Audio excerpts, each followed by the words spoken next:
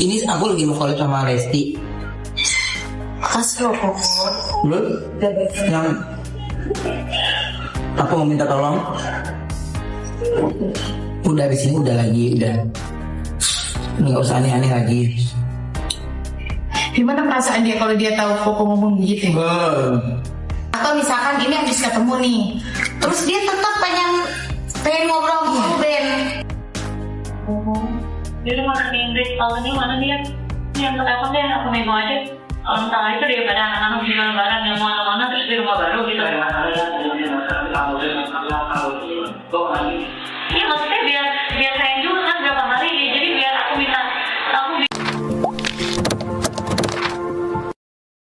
Kamu punya nggak temen yang sering banget berbohong? Bahaya banget loh sayang. Yang lu omongin kayaknya buat lu Dewen yang suka berbohong. Assalamualaikum WRWB, saudara-saudaraku sebangsa dan setanah air. Ketemu lagi dengan saya di Surapentol, Hanel Reaksi yang selalu membahas berbagai polemik yang sedang ramai diperbincangkan. Kali ini kita akan membahas Sarwendah dan Ruben Onsu, terutama soal pocas Sarwendah, isu rumah kasur debt collector, sampai berbagai pernyataan yang kemudian mendapat sorotan netizen. Yang menarik, setelah itu pihak Ruben melalui pengacaranya justru muncul membawa sejumlah bukti dan memberikan klarifikasi yang berbeda. Nah, sebenarnya siapa yang paling masuk akal dari semua penjelasan ini? Dan kenapa semakin banyak yang justru mempertanyakan cerita yang beredar? Tonton videonya hingga usai, karena saya akan memberikan komentar cukup panjang di bagian akhir video. Yuk kita tonton videonya. Apalagi waktu lu podcast di Densu. Gue yakin deh, gak ada satupun dari mulut lu yang keluar itu benar-benar jujur. Tapi semuanya lu berbohong, gak ada kejujuran satupun. Menurut kalian kayak gimana? Tulis di kolom komentar. Bagaimana kita sekarang ini percaya dengan orang-orang yang suka berbohong dan menyampaikan kebohongan itu seperti suatu kebenaran gitu ya?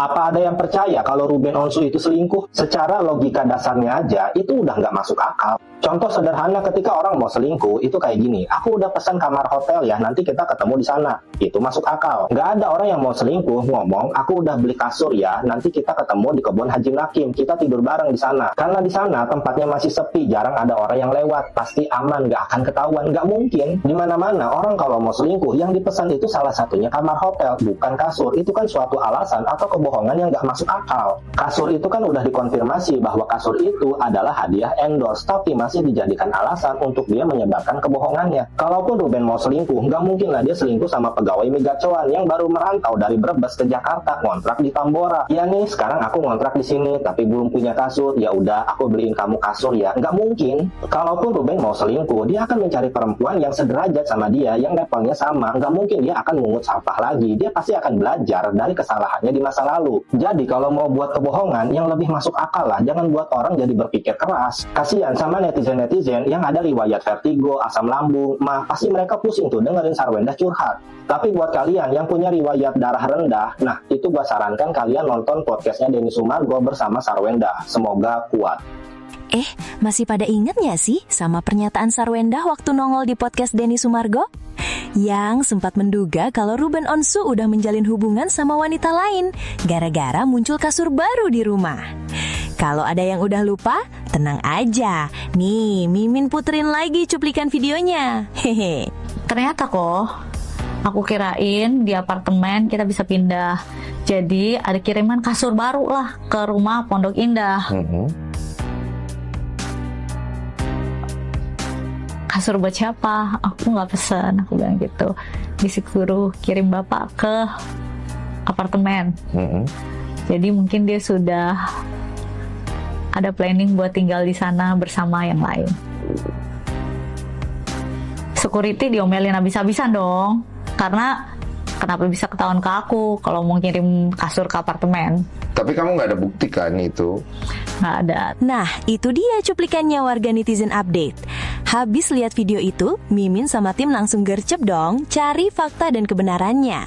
Penasaran gak sih apa yang berhasil kami temukan? Dan ternyata yang disampaikan Sarwenda soal itu memang ada faktanya loh. Mimin dan tim menemukan bahwa pada saat itu Ruben Onsu memang diketahui menjalin komunikasi dengan Yuka, sosok yang selama ini diduga menjadi wanita yang dekat dengan Ruben. Hehe. Bukan cuma itu, Mimin sama tim juga berhasil nemuin video yang diduga memperlihatkan kedekatan Ruben Onsu dengan Yuka. Biar semuanya makin jelas dan kalian bisa nilai sendiri, yuk Mimin tunjukin semua videonya. Oke, langsung aja. Cus, kita simak videonya. Kasur buat siapa? Aku nggak pesen, aku bilang gitu. Disuruh kirim bapak ke apartemen. Jadi mungkin dia sudah ada planning buat tinggal di sana bersama yang lain. Security diomelin habis-habisan dong, karena kenapa bisa ketahuan ke aku kalau mau kirim kasur ke apartemen. Tapi kamu nggak ada bukti kan itu? Nggak ada. Hai guys, nih aku punya sesuatu yang baru buat kamu. Yukata Custom. Ini kasur yang menarik banget loh, empuk lagi dan udah pasti harga terjangkau. Yukata Custom adalah kasur antibakteri dengan hipoalergenik dan 3D Nippon knitted fabric yang bisa membuat tidur kamu jadi lebih adem dan nyaman. Selebritis ternama utang pinjol itu rasanya tidak mungkin. Kalau orang kayak aku ini pinjam pinjol itu sudah hal biasa. Tapi kalau artis ternama itu rasanya tidak mungkin. Daripada pinjam sama pinjol, mendingan pinjam tuh sama teman-temannya artis terkenal semuanya kaya raya.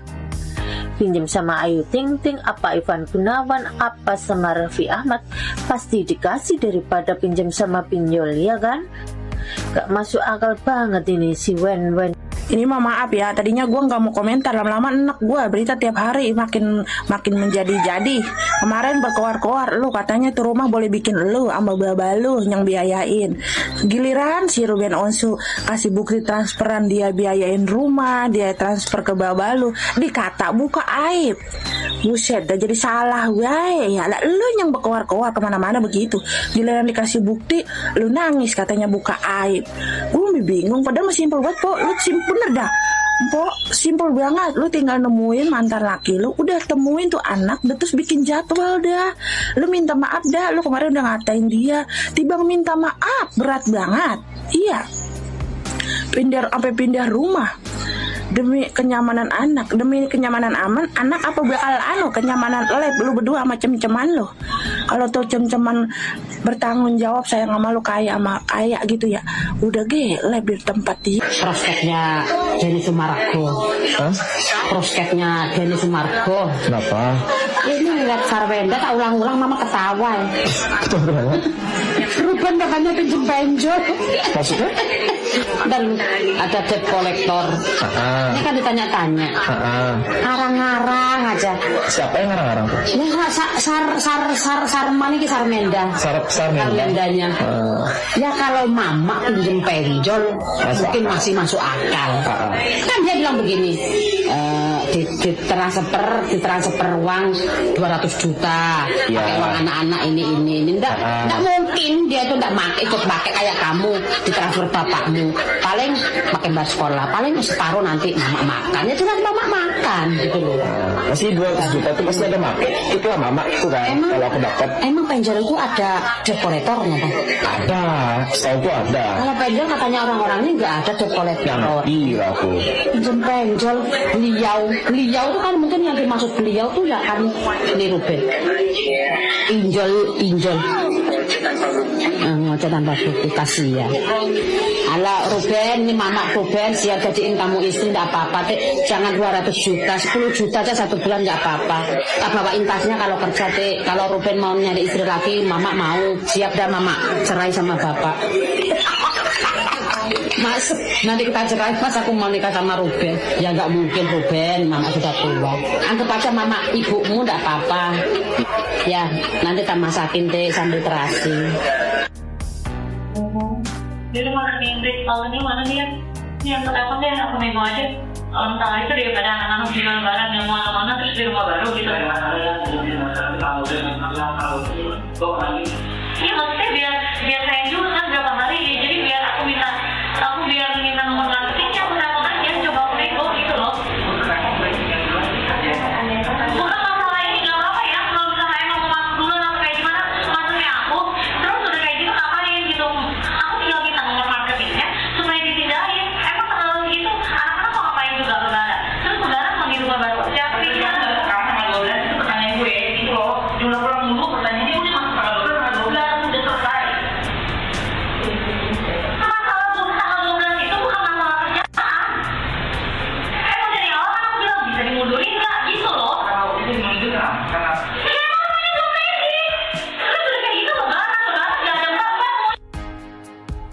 Di rumah sakit Inggris. Iya, makanya dibaca juga nggak bisa. Tapi kamu maunya tanggal 12. Iya maksudnya kalau nggak bisa nggak apa-apa nih nomor teleponnya biar aku negoin gitu loh. Ya aku juga nego juga ke tanggal 12 sekarang. Negoin apa? Iya. Karena aku udah tanggal 12 mendadak nih. Ada apa nih? Iya, gitu. Sekarang kau terlalu uang ribet banget. Nggak ada mendadak sih gitu loh. Jadi kalau misalnya emang lu juga pernah ngomong kalau lu ada kerjaan apa atau lu ada pergi kemana nggak ada maksudnya ngomong kan? Ini aku juga ngomong kok dari kemarin ada di chat kok. Nggak boleh. Berarti mau kan?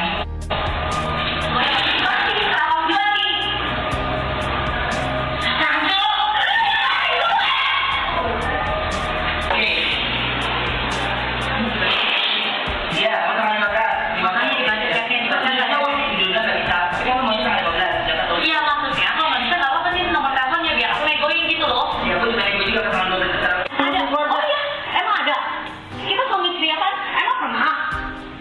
Pernah nggak gue tanya sama lu? Iya makanya kalau selingkuh itu lu udah konflik. Udah. Terus selingkuhan lu udah nikah, lu jangan sedih. Habis itu lu udah balik.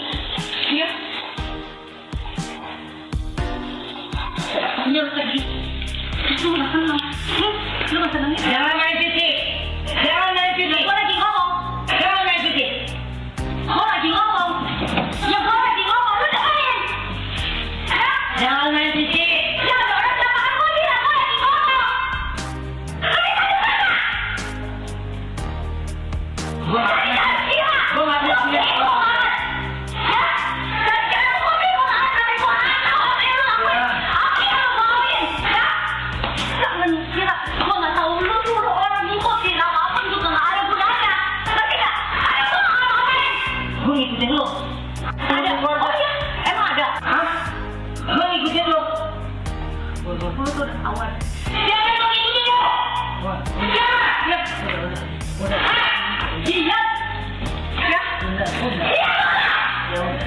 Jadi kalau misalnya lu udah kenal, iya.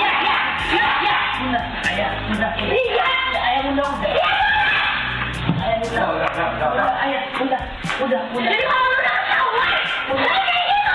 Udah. Ya. Lu ngomongin semuanya gue ya. Ya. Udah. Nggak apa-apa, Mama. Iya. Ya, itu oke. Ya kalau udah ada orang lain ya nggak apa-apa. Ya. Udah. Ya. Pikir anak. Udah. Ayah bunda.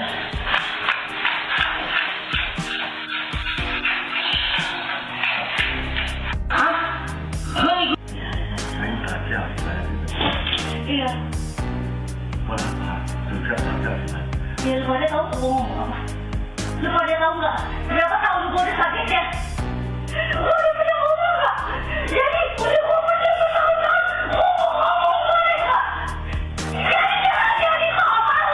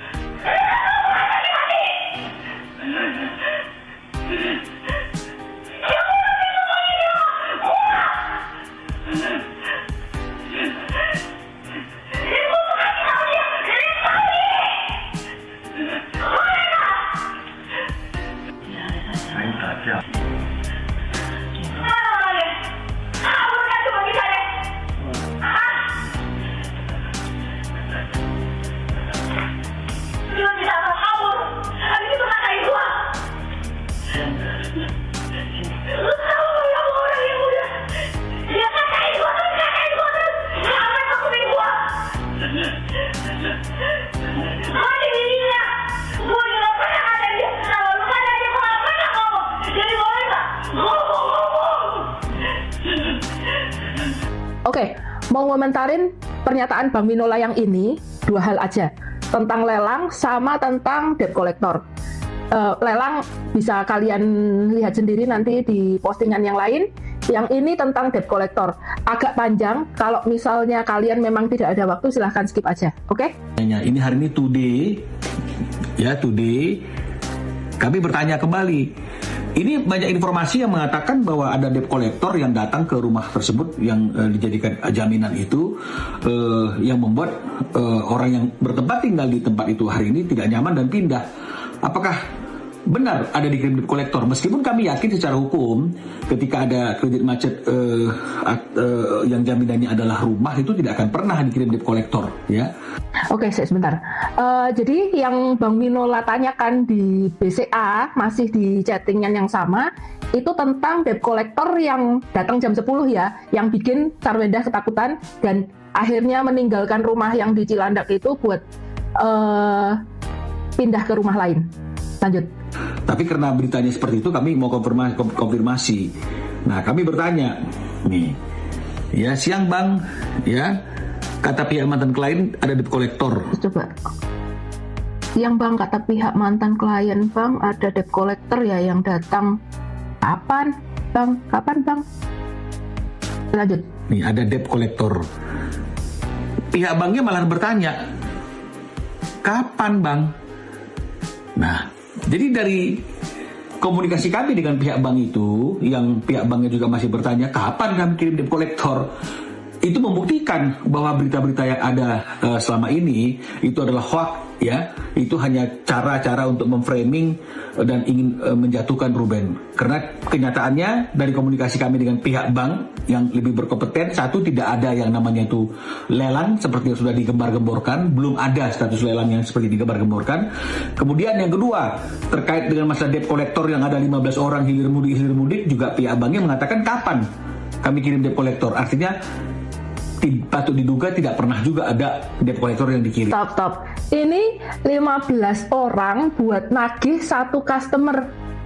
Kaya banget ya debt collectornya, maksudnya bagian debt collectornya sampai 15 orang loh. Jadi kami mau bertanya, siapa itu orang yang 15 hilir mudik yang kemudian ditafsirkan sebagai debt collector? Ya, jadi kami menduga ini adalah framing informasi yang coba menyesatkan masyarakat dan ingin menjatuhkan harga diri daripada klien kami Ruben Onsu. Jadi mudah-mudahan dengan klarifikasi ini semuanya menjadi clear. Ya, tujuan kami bukan pansos, bukan cari panggung, tapi hanya ingin menegakkan kebenaran sesuai dengan fakta yang ada. Terima kasih. Oke, bukan berbalas pantun ya, klarifikasi. Sarwendah membangun narasi yang sangat mencekam. Dia menyatakan bahwa tiba-tiba ada debt collector yang datang ke rumah saat dia lagi live. Dia menyebutkan bahwa debt collector tersebut datang untuk menagih tunggakan mobil. Pertama ada yang tunggakan mobil Range Rover itu. Terus ada pinjol atas namanya mantan suaminya. Untuk menambah kesan intimidasi, ia mengklaim bahwa kejadian tersebut terjadi sekitar 10 malam dan ada 3 mobil yang datang secara bersamaan. Mari kita singkirkan sejenak emosi dan kita uji klaim ini dengan SOP penagihan di Indonesia dan nalar yang sehat.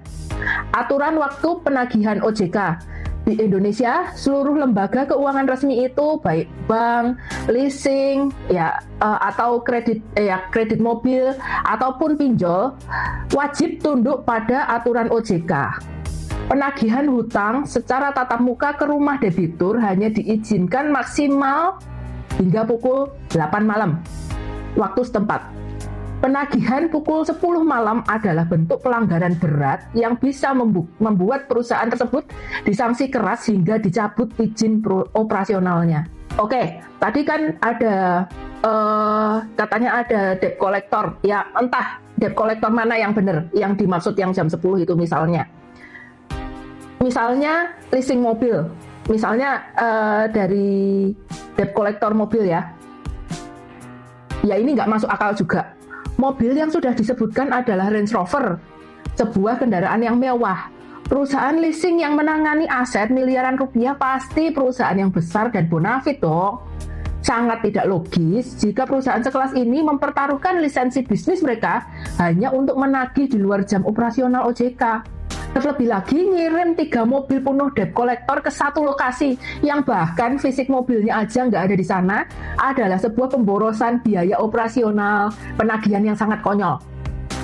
Nah, terus sekarang kalau misalnya itu tentang debt collector pinjol ya, oke, kita bahas. Jika debt collector itu berasal dari pinjol yang legal, mereka terikat aturan yang jam 8 tadi yang saya sudah bilang. Dan umumnya penagih lapangan itu hanya datang 1 atau 2 orang. Jika alasannya itu pinjol ilegal yang tidak peduli aturan, logikanya menjadi makin cacat. Apakah masuk akal seorang selebriti dan pebisnis papan atas sekelas Ruben Onsu berutang pada pinjol ilegal? Pinjol ilegal biasanya menargetkan masyarakat menengah ke bawah, meneror via WhatsApp, dan nyaris nggak mungkin punya dana untuk menyewa 3 armada mobil berisi debt collector untuk ngerebek 1 rumah aja, 1 klien aja. Jadi menurut Mimin, ini Bang Minola itu berusaha nyari bukti, menyajikan bukti. Terus kalau dibandingkan Sarwendah, dia cuma menyajikan narasi visual yang didesain untuk memancing simpati publik, yaitu seorang ibu yang panik didatangi 3 mobil debt collector di jam 10 malam. Namun begitu skenario ini dibenturkan dengan regulasi ketat lembaga keuangan di Indonesia dan profil kelas sosial Ruben, ceritanya jadi sangat nggak logis dan janggal. Tanpa adanya bukti otentik seperti rekaman CCTV, foto surat tugas penagih, atau bukti laporan polisi malam itu akibat tindakan premanisme, klaim ini Mimin pertanyakan kebenarannya. Dan juga mungkin ada beberapa hal yang pada saat live. Halo, selamat malam. Izin stage videonya ya. Ini nasihat yang bagus dari Bang Denny Sumargo, bahwasanya kita tidak boleh live pegang-pegangan tangan mungkin, mesra-mesraan mungkin di media sosial. Terus itu memang bagus gitu loh, karena memang tidak diperbolehkan. Sebenarnya nggak usah di kamera juga, kita tidak ada kamera juga sebenarnya itu tidak pantas dan tidak layak. Apalagi kita tidak punya hubungan apapun. Maybe itu cuma pacaran doang. Itu kan sebenarnya tidak diperbolehkan. Apalagi di dalam rumah. Seperti itu. Dan di VT tersebut ngebahas masalah dia bilang dia harus bekerja dan dia harus melihat tumbuh kembang anaknya. Sekarang gini deh ya, anak itu menurut aku tingkat kecerdasannya dan tingkat daya ingatnya itu menurut aku sangat luar biasa. Ya, dilihatnya mamanya mesra-mesraan sama orang lain yang itu bukan siapa-siapa. Bagaimana kedepannya, apa nanti dia pikirkan gitu loh. Ya kalau memang lo melihat tumbuh kembang anaknya itu, ya udah lihat aja, tapi jangan melakukan hal-hal yang menurut pendapat netizen itu tidak dibenarkan. Bekerja aja, tidak ada masalah. Saya juga tidak mempermasalahkan kalau Mbak itu bekerja, mungkin live, mungkin sebagai update join sama si pacarnya Mbak gitu. Tapi kan tingkah dan tindakan yang Mbak lakukan ya jangan seperti itu. Maksudku, cocok kan? Jadi jangan kayak mesraan sampai kayak deket-deketan gitu. Apa sih? Kalau memang pengen lihat tumbuh kembang anaknya itu ya jangan seperti itu. Ya lihat aja pertumbuhannya. Siap live, lihat anaknya lagi apa, berbuat apa dan bagaimana.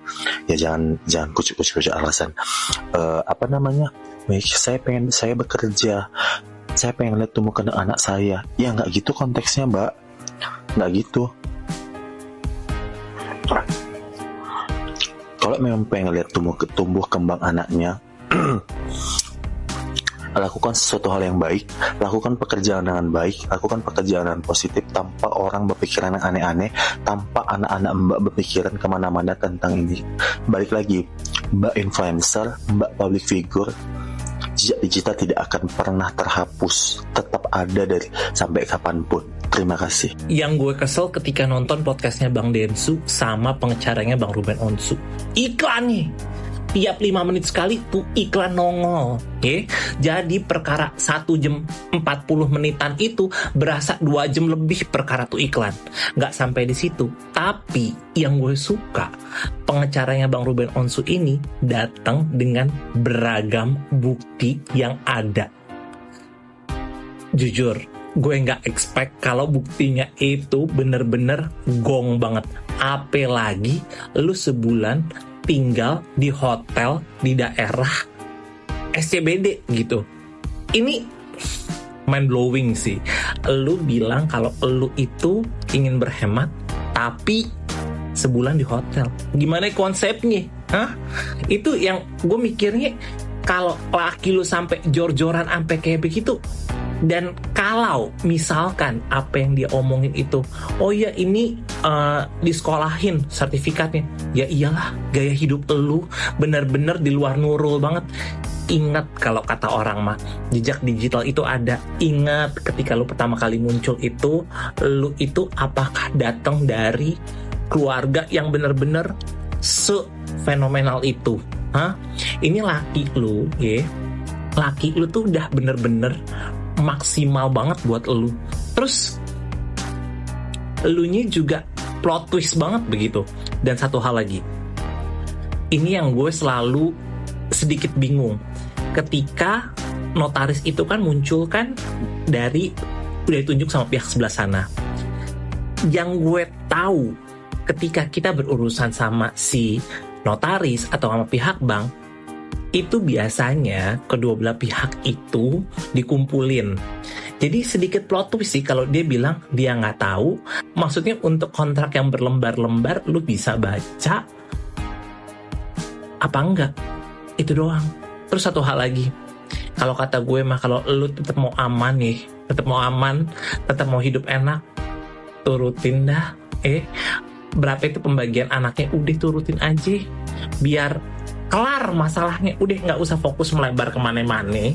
Yang penting lu kasih aja hak asuhnya itu untuk benar-benar ke si pihak Bang Rubennya juga. Jadi udah sama-sama enak. Ini karena berasa nggak sih, ini kayak dapur-dapurnya itu di spill-spillnya itu. Kalau bagi gue bener-bener nggak etis, cok. Sumpah sih.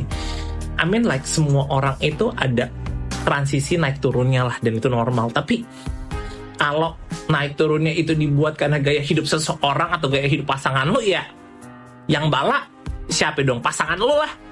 Udah tahu pakinya, banting tulangnya kebangetan banget kayak begitu, terus effortnya nggak dihargai. Definisi kayak kacang lupa kulit banget sih. Ini menurut gue ya.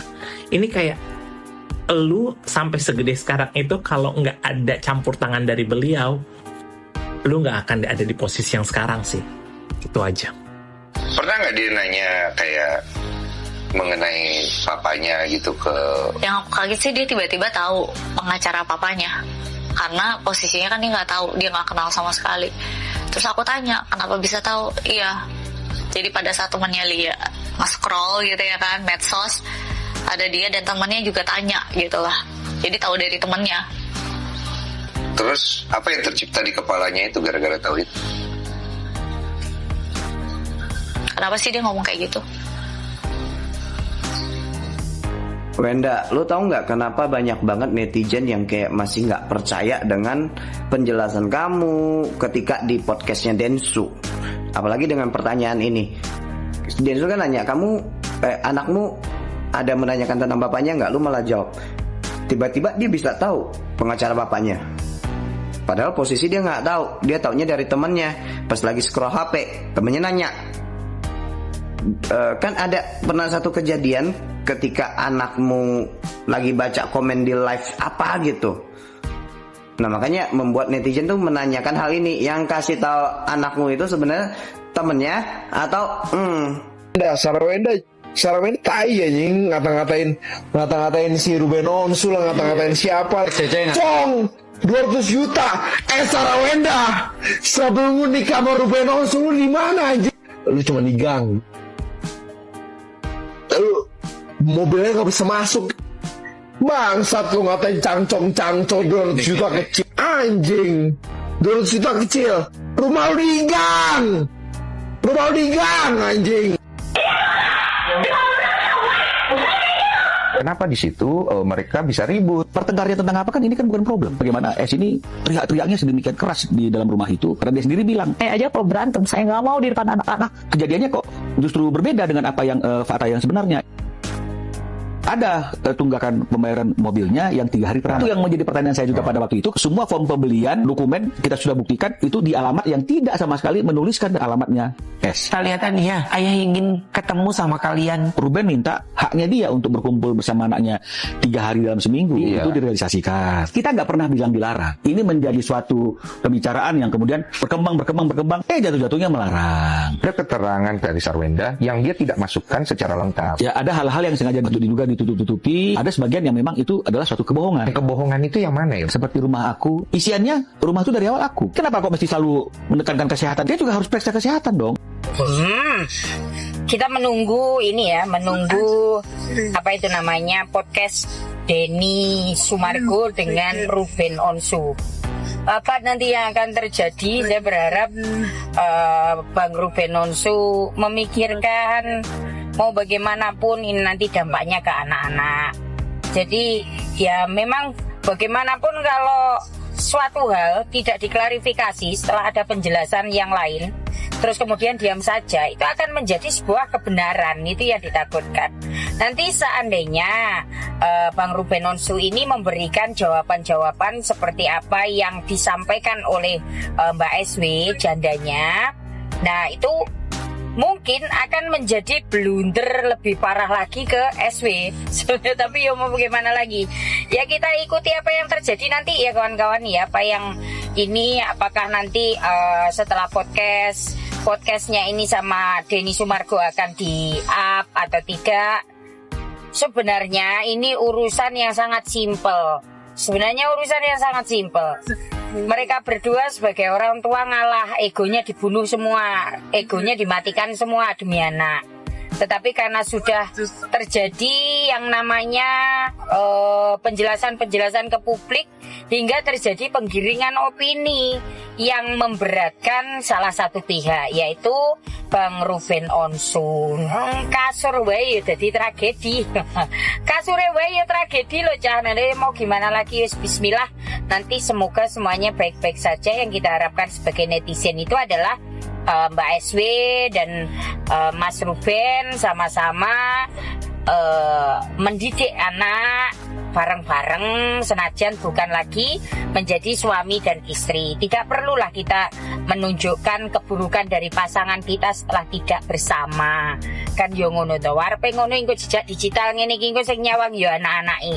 Ini nanti akan menjadi jejak digital anak-anaknya untuk melihat dari versi bapakku ya opo, dari versi ibuku ya opo. Nah gitu loh nanti. Anaknya wis gede, wis dewasa ya kan.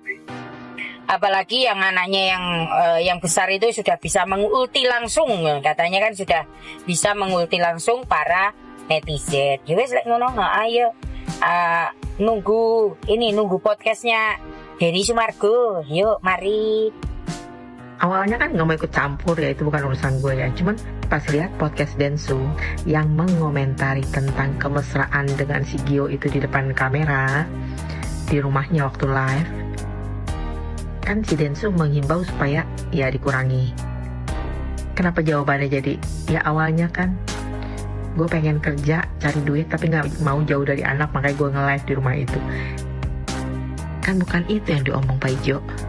Yang diomong itu lu baiknya mengurangi kemesraan dengan pacar lu itu di rumah, walaupun gak di depan anak, tapi kan bisa aja ada kemungkinan anak lewat, atau teman-temannya anak lu kan nonton, orang tua teman anak lu kan nonton, terus bilang katanya nggak nemuin si debt collect, tapi ada CCTV yang memperlihatkan dia nemuin. Ini yang tadinya mau woman support woman jadi agak ragu. Eta aja awalnya perselisihan ieu teh aya nya, si Ruben kesel eta imah di aku punya aku padahal si Ruben eta teh nu mayar orang desain, mayar lift, pasang lift, AC sentral, nepikeun ka furniturnya aya meureun duitnya si Sarwenda. Tapi seolah-olah di beberapa podcast si Wenda itu bilang itu rumah aku, desain aku, padahal kan si Ruben anu mayar orang desainnya gitu. Nah terus di stop lahnya si nafkah dan cicilan dan lain-lain gitu.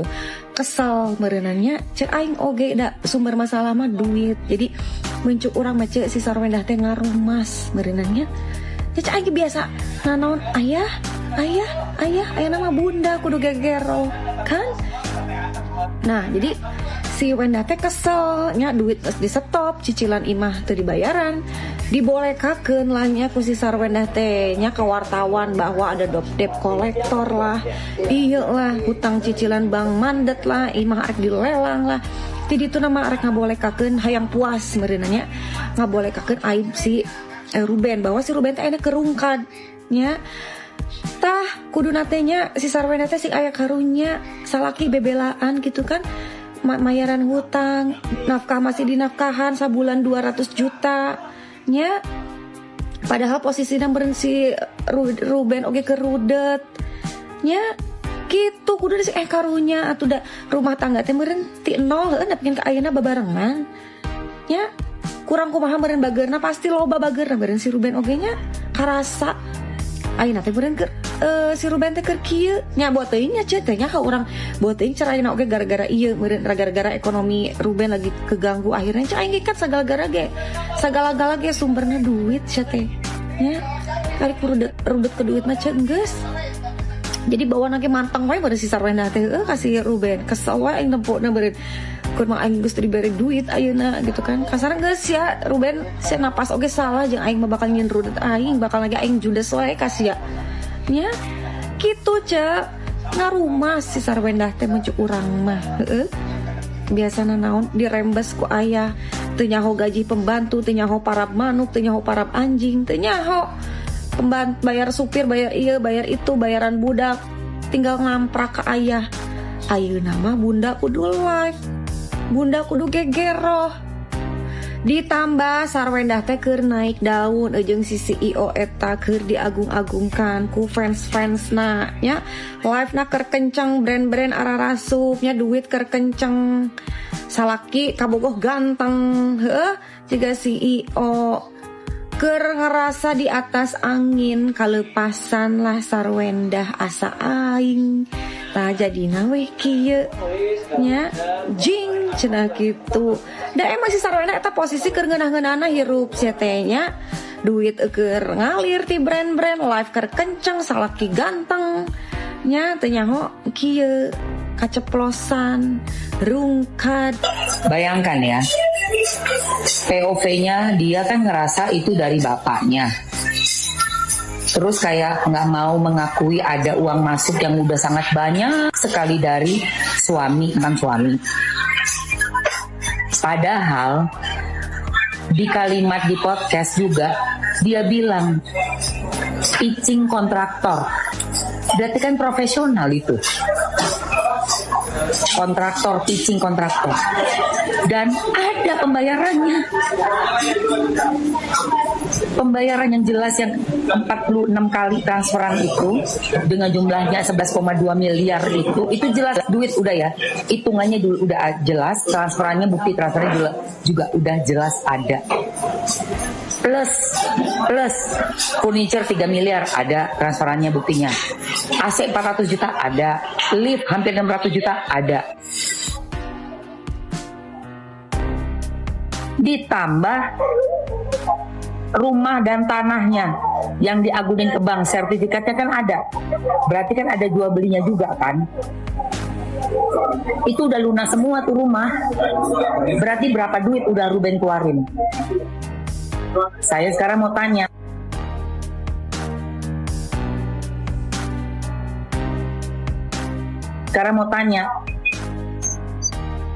Apa benar uangnya SW 20 miliar? Emang SW kerja apa selama ini? Kepala rumah tangga, donatur dan provider yang utama dalam rumah tangga itu aja, Ruben mesti ngambil kredit dulu ke bank, minjem dulu ke bank untuk dapetin 10,5 M. Kok bisa SW punya 20 M mendadak? Dari mana uangnya? Jangan sampai kita jadi mikir cuci-cuci. Ya, jangan sampai apa cuci-cuci. Mendingan kalau memang nggak ada bilang nggak ada, karena lu bisa disikat nanti sama orang pajak. Gue kasih tahu nih. karena lo udah ngelantur ngomong lu bilang perusahaan bokap lu kontraktor, terus lu bilang punya duit gede, nanti dicek perusahaan bapak lu. Maaf ya, ini gue ngingetin karena gue masih woman support woman, sedikit aja nih yang bisa gue ambil celah buat ngingetin lu. Lu ngomong 20M, lu pikir gak bakalan diaudit itu nanti perusahaan bapak lu? Diaudit sayang, ya. Jadi kalau memang tidak ada, katakan tidak ada. Karena uang 20M itu bukan uang kecil, itu 20 miliar, bukan 20 juta. Silakan diaudit nggak apa-apa, iya nggak apa-apa memang. Cuman kalau nggak ketemu nanti jadi repot dong. Kalau nggak ketemu angkanya ntar repot. Ditanya kontraktor dari mana, sejak kapan aja bayar pajak nggak? Ya, ngerti nggak maksud Mamski? Ya. Bu, kalau nggak mau diurusin jangan bikin masalah di sosmed. Jangan bikin kasus. Jangan live jualan. Ya. Terus bilang cong jing, jangan. Kalau lu nggak mau diurusin sama netizen, lu jaga sopan santun di sosial media ya. Ya, jangan seenak jidat lu. Ngerti nggak lu? Udah bikin masalah lu nggak mau iniin orang lu, nggak mau ditegur orang lu. Lu siapa yang punya sosmed lu? Nah, yang punya dunia. Lu kasih paham biar pala lu dibawa dulu sedikit. Jangan begini mulu pala lu. Lu pala lu biar begini dikit. Ya. Begini aja pala lu. Kayak lu yang punya sosmed. Ngatur lagi lu. Jangan sombong. Jangan biasain sombong. Nggak suka gua. Ya. Sombong dipiara. Nunduk dikit. Sopan. Paham nggak? Kalau nggak mau diurusin jangan bertingkah. Nggak mau diurusin jangan bikin kasus di sosmed. Di sosmed ini banyak orang yang bisa speak up. Aku cuma mau ngasih tahu sama Sarwenda, di luar sana banyak janda nggak dibiayain oleh suaminya, nggak dinafkain oleh suaminya. Dan aku mau ngasih tahu sistem pembagian 4 hari 3 malam itu bukan sesuai dengan waktu anak. Kalau anaknya sibuk, 3 hari nginap di rumah bapaknya, sekolah dari rumah bapaknya, itu yang benar, bukan harus dari rumahmu. Kan dia bisa nginap di rumah bapaknya, sekolah dari rumah bapaknya. Itu pembagian waktu yang sesungguhnya dalam segi hukum. Kamu menyisipkan waktu sesuai ada waktunya. Kalau anakmu sibuk, belajar banyak lesnya, ya sudah berangkat dari rumah suamimu, mantan suamimu, Ruben Onsu, dari rumah bapaknya, bukan harus dari rumah kau. Itulah namanya ada pembagian waktu 4 hari 3 malam. 4 hari di kau, 3 malam di Ruben. Itu di rumahnya, bukan di rumahmu. Itu maksudnya. Kau sudah dinafkain, udah ada sopir, udah dibiayain, kau nggak tahu diri, itu namanya. Kau tahu kelemahan si Ruben ada pada anaknya, kau manfaatkan anaknya untuk jadi tumbal. Kau permainkan psikologis anakmu. Ingat, sekarang kau bisa mempermainkan psikologis anakmu. Ada jejak digital. Alat bukti untuk menjawab semua playing victim itu ada pada jejak digital. Makanya hati-hati dalam berbicara. Mulutmu adalah harimaumu. Seperti itu. Jangan kau salah gunakan anakmu untuk jadikan tumbal untuk memancing emosi bapaknya. Si Ruben itu tidak cemburu sama kau. Dia itu cemburu dengan kemesraan kau sama anakmu. Sedangkan dia tidak boleh. Padahal dia udah habis-habisan uangnya. Kayak begitu. Tapi netizen yang bodoh ini, yang oon ini, yang tidak bisa berpikir jernih, si Ruben itu cemburu karena dia ada CEO. CEO-nya juga belum tentu. Itu katanya kau udah pintar, tapi kau masih salah menilai cowok. Gimana sih? Gimana katanya udah pintar? Aku dulu bodoh, tapi sekarang aku udah pintar ya, masih bodoh juga sih. Gimana? Kamu permainkan psikologi si Ruben Onsu. Jangan kau tumbalkan anakmu demi kepentingan pribadimu sendiri, karena semesta itu tidak akan diam. Suatu saat kau akan terjebak dengan permainanmu sendiri. Ingat, mulutmu adalah harimaumu. Jadi jejak digital itu adalah alat bukti untuk melawan dirimu sendiri. Ruben Onsu itu sistemnya, dia tidak klarifikasi mengenai apa yang terjadi, tapi dia klarifikasi mengenai pernyataan-pernyataanmu yang di media. Seperti itu. Aku juga nggak mau aku yang banyak keluarin duit, tiba-tiba kau ngaku-ngaku banyak duit. Seperti itulah psikologisnya. Mana ada orang yang mau, orang tanah dibeli si Ruben, itu biaya banyak yang dikeluarin dia, terus kau ngaku-ngaku itu peninggalan bapakmu, ya kau nggak tahu diri namanya. Memang itu harta bersama. Harta bersama juga kalau misalnya itu atas nama si Ruben, bisa juga sama dia. Banyak di pengadilan yang dimenangkan tidak dapat istri. Kau itu hanya cukup bersyukur aja si Ruben banyak mengalah samamu. Di luar sana, walaupun harta bersama, kalau itu atas nama suaminya tidak akan dapat istrinya. Jangan kau pikir-pikir harta bersama. Makanya orang baik jangan disalahgunakan. Kalau marah ya kayak begini sekarang. Hati-hati dalam ngomong. Ini juga fansnya berpikir jernih, pahami hukum. Hukumnya itu harus dipahami. Hukum hak asuh anak bagaimana, co-parenting itu bagaimana, psikologis anak itu bagaimana. Jangan karena dia punya kuncian si Ruben dia suka hatinya. Sekarang semesta berpihak sama Ruben, bukan samamu. Makanya jaga ucapanmu. Mulutmu adalah harimaumu.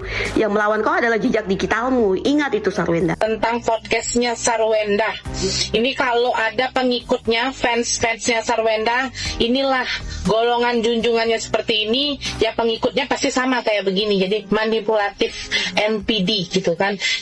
Sarwenda, aku cuma kasih tahu sama kamu ya, kamu jangan pernah berlindung di belakang anak-anak kamu. Dan jujur aja, netizen Indonesia tidak pernah lo membuli anak-anak kamu. Jadi kalau kamu bisa sempat bilang kamu anak kamu dibully, nah itu kamu tuh kena pasal tuh nanti tuh, ya. Wajar kalau Indonesia memboikot kamu karena kamu itu melimpahkan kesalahan kamu tuh kepada masyarakat Indonesia dan netizen, ya.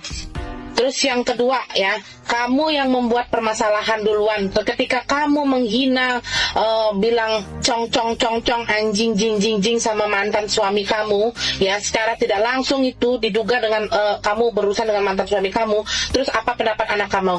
Jangan pernah kamu melibatkan anak-anak kamu ya. Jadi nih KPAI, pengadilan ya, ini sudah pasti tahu kan bagaimana keputusannya ya. Karena kalau perempuan sakit, seorang ibu yang sakit tidak cocok untuk merawat anak. Ruben salah, Onyo salah, pengacara salah, netizen salah, kasur salah, debt collector salah, semua salah. Yang benar cuma Wenda dan pengikutnya. Semua lu salahin Wenda, semua lu salahin Wenda. Sampai lu bawa-bawa si Onyo, Wenda, lu Ivanor Kediri dengan kerudung arminya muncul lagi nih kawan-kawan. Ada satu bahasa di mana bukan bahasa ya, itu ucapan dari Mbak SW yang mengatakan bahwa si Cici ini tantrum setelah si Betran datang. Nah, ini kan aku nyari-nyari flashback ya. Flashback masa lalu ketika si Betran ini dibawa ke keluarga Ruben, itu seingatku si SW ini baru lahiran tuh. Kalau nggak salah anaknya baru usia berapa bulan gitu loh, itu yang kecil begitu. Gimana ceritanya si Cici ini tantrum? Yang saya tahu si Cici ini kalau abangnya si Betran ini gendong adiknya atau apa, dia memang nggak suka gitu loh, dia nggak mau kasih sayang abangnya ini terbagi begitu. Aduh batuku nonong reombo. Jadi ya seperti itu. Jadi jejak digital itu nggak bisa dihapus. Semakin kamu membuat-buat cerita untuk menyudutkan orang lain demi kamu itu terlihat benar di mata netizen, ya itu berbahaya begitu loh ya Mbak SB. Yang saya harapkan Mbak SW ini malah lebih hati-hati ketika berbicara. Nah kemarin itu sudah diundang pengacara dari Ruben Onsu menjawab setiap pertanyaan dengan yang namanya semuanya itu dengan apa itu namanya, dengan bukti-bukti ya, dengan bukti-bukti valid, bukti-bukti data ya, data dan semuanya disampaikan secara gamblang. Sebenarnya semakin Mbak SW ini bersuara, semakin dia akan membahayakan dirinya sendiri. Dan bukan membahayakan ya, lebih ke arahnya ini lebih ke apa ya, merugikan dirimu sendiri gitu loh Mbak SW. Lewong Kediri kelengarannya juga kakean ngomong, juga kakean pola, duduk manis, ikuti kesepakatannya. Jadi kesepakatan anaknya dindom sing kene patang dino kono 3 dino engko suwi-suwi jadi kebiasaan dan itu akan menjadi baik-baik saja. Mau bagaimanapun kalau sudah pisah itu jenenge anak iki ya nek wong loro, ora anakmu dhewe. Oh bathukku nonong sekali. Ya wis lek ngono ya. Yuk mari salam cinta damai dari Kediri.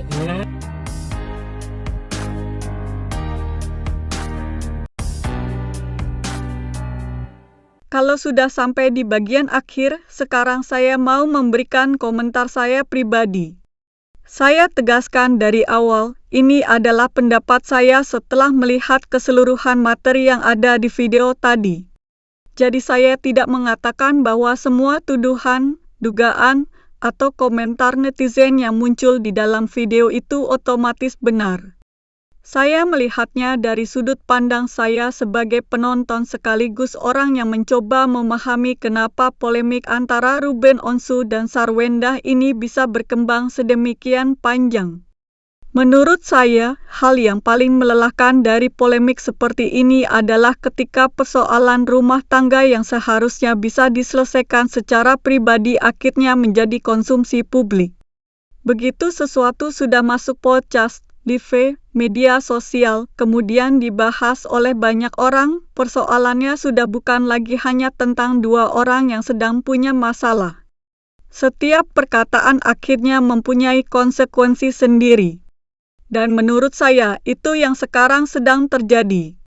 Di dalam materi tadi kita melihat ada begitu banyak isu yang bercampur menjadi satu.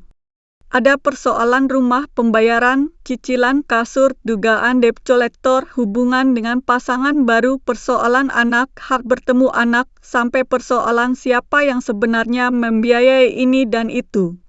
Semuanya bercampur. Akhirnya penonton seperti saya juga dibuat bertanya-tanya sebenarnya inti masalahnya apa?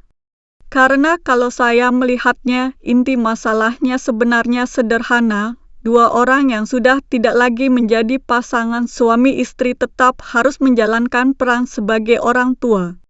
Sesederhana itu. Mereka mungkin sudah berbeda jalan.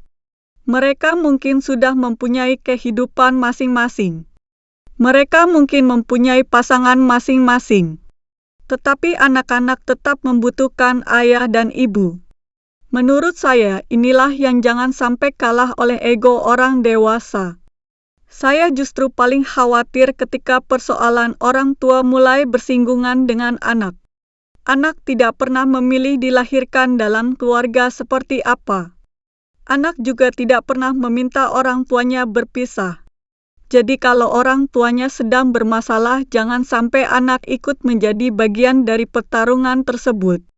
Menurut saya, orang tua boleh kecewa, boleh marah, boleh merasa dirugikan, boleh merasa sakit hati.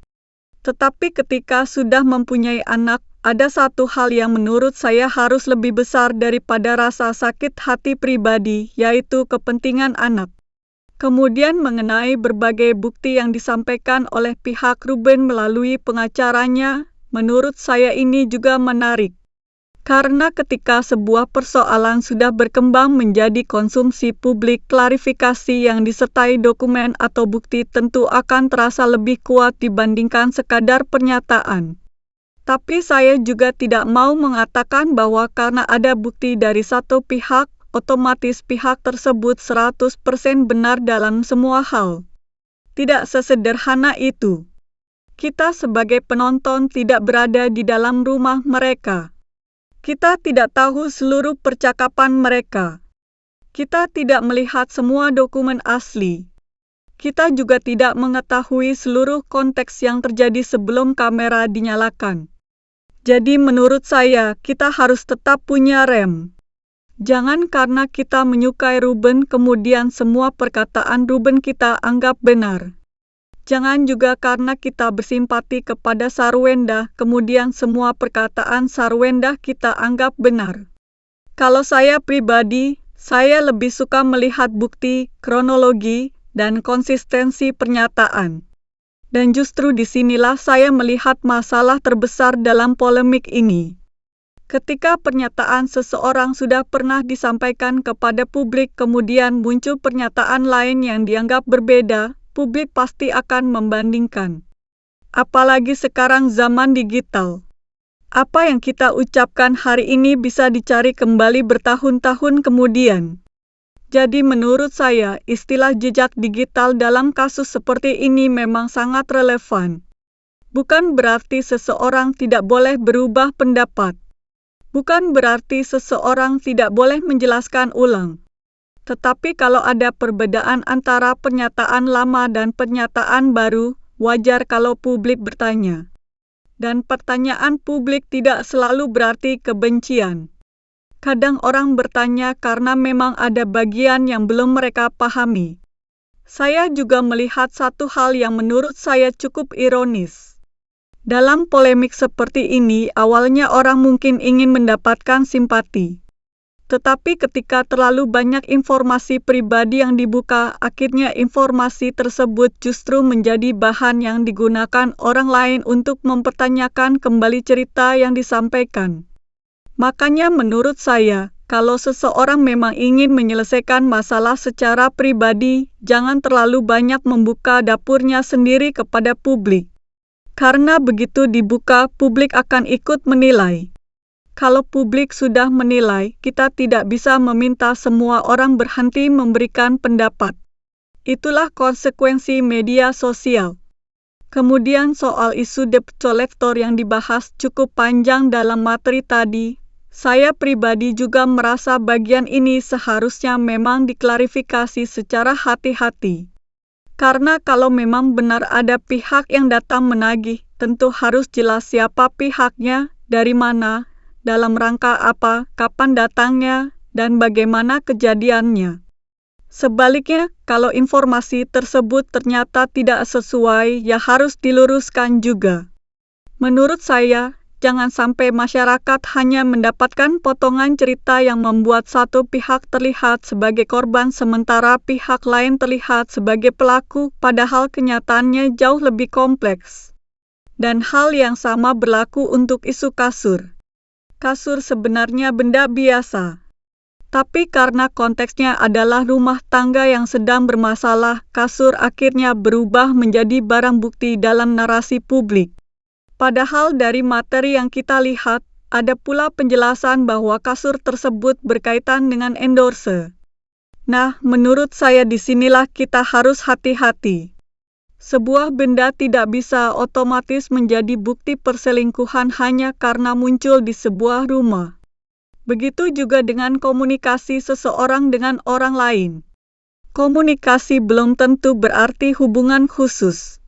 Kalau memang ada bukti lain, silakan dibuktikan. Tetapi jangan sampai dugaan diperlakukan sebagai fakta. Ini juga berlaku kepada para netizen. Saya tahu sebagai penonton kita kadang terbawa emosi. Apalagi kalau melihat orang yang kita dukung seperti sedang disudutkan. Rasanya ingin langsung membela. Tetapi menurut saya, membela seseorang tidak harus dengan menghina pihak lain. Kalau kita benar-benar mendukung seseorang, justru kita harus membantu dia agar tidak semakin terjebak dalam konflik. Jangan sampai komentar kita malah membuat persoalan semakin besar. Kemudian mengenai anak-anak, menurut saya ini bagian yang paling penting. Apapun masalah Ruben dan Sarwenda, saya berharap keduanya bisa menemukan pola pengasuhan yang paling sehat untuk anak-anak mereka. Bukan pola yang paling menguntungkan salah satu pihak, tetapi yang paling membuat anak merasa bahwa mereka tetap mempunyai ayah dan ibu yang menyayangi mereka. Karena nanti ketika anak-anak itu besar, mereka bisa mencari sendiri semua berita tentang orang tua mereka. Mereka bisa membaca komentar. Mereka bisa melihat video. Mereka bisa menemukan potongan podcast. Mereka bisa melihat pertengkaran. Dan pada saat itu, pertanyaannya bukan lagi apakah netizen dulu membela Ruben atau Sarwenda. Pertanyaannya adalah, bagaimana perasaan anak-anak ketika melihat semua itu? Menurut saya, itu jauh lebih penting. Saya juga merasa bahwa orang dewasa harus belajar membedakan antara hak untuk berbicara dengan kewajiban untuk menjaga batas. Tidak semua yang kita rasakan harus disampaikan ke publik. Tidak semua masalah rumah tangga harus dijelaskan secara detail. Dan tidak semua kesalahan pasangan harus dibuka kepada masyarakat. Karena ketika hubungan sudah selesai, menurut saya tidak ada gunanya berlomba-lomba membuktikan siapa yang paling buruk. Yang paling penting adalah siapa yang bisa berhenti memperpanjang konflik. Kalau memang ada masalah hukum, selesaikan melalui jalur hukum. Kalau ada masalah harta, selesaikan berdasarkan dokumen. Kalau ada masalah hak asuh atau pengasuhan, bicarakan melalui jalur yang tepat. Kalau ada masalah komunikasi, cari mediator. Jangan semuanya diselesaikan melalui media sosial. Karena media sosial itu bukan ruang sidang. Netizen bukan hakim. Dan komentar paling banyak juga tidak otomatis menentukan siapa yang benar. Saya pribadi justru berharap setelah semua podcast dan klarifikasi ini selesai, masing-masing pihak bisa menurunkan tensinya. Tidak perlu lagi saling sindir. Tidak perlu lagi membongkar terlalu banyak masa lalu. Tidak perlu lagi membuat publik memilih kubu. Kalau memang ada kesalahan, akui. Kalau ada tuduhan yang tidak benar, bantah dengan bukti. Kalau ada masalah yang memang tidak perlu diketahui publik, simpan. Menurut saya, itu jauh lebih dewasa. Dan buat kita sebagai penonton, saya juga mengajak teman-teman untuk jangan mudah percaya pada satu potongan video saja. Tonton konteks lengkapnya. Dengarkan kedua pihak.